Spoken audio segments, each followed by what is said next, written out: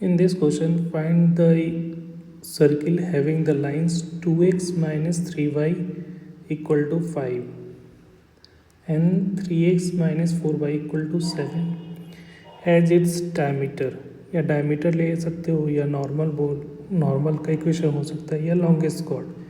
Slash दे के दे रखा है, इसका मतलब लैंग्वेज में ये तीनों में से कोई भी वर्ड आपको दिखता है तो उसके लिए एक ही कंडीशन होती है कि ये जो डायमीटर होता है इन दोनों लाइन का इंटरसेक्शन पॉइंट जो होगा वो सेंटर देगा, या नॉर्मल भी होगा तो नॉर्मल का भी इंटरसेक्शन पॉइंट कहाँ, तो नॉर्मल सारे नॉर्मल कहाँ से पास होते हैं, सेंटर से, तो उसका इंटरसेक्शन पॉइंट जो होगा इससे वो हमारा सेंटर दे देगा।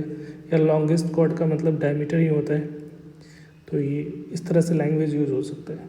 तो यहाँ पे एक लाइन का इक्वेशन ये दे रखा है जिसको 2x minus 3y equal to 5 दे रखा है।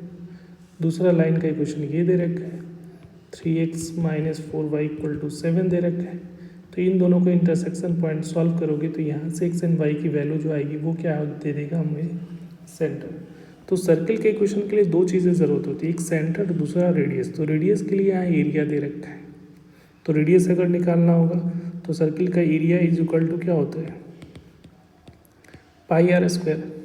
तो एरिया दे रखा है 154 स्क्वायर यूनिट, पाई की वैल्यू 22/7 ले लिया, तो ये 7 टाइम्स में जाएगा।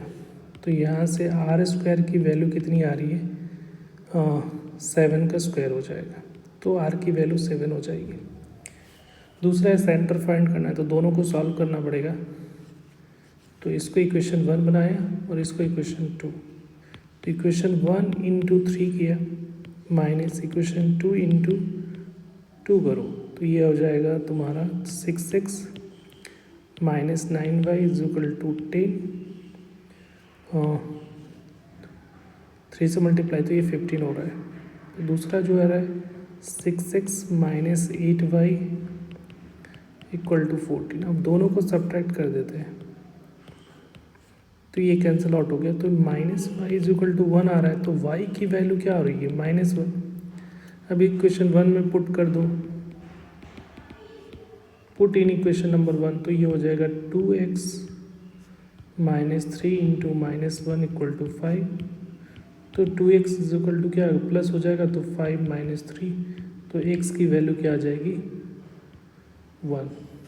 तो यहाँ सेंटर आ गया 1, -1। तो सर्कल का इक्वेशन सिंपली क्या होता है, x माइनस 1 का whole square into Y minus minus plus का होल स्क्वायर इक्वल टू 7 का स्क्वायर। तो ये रिक्वायर्ड सर्कल का इक्वेशन हो गया।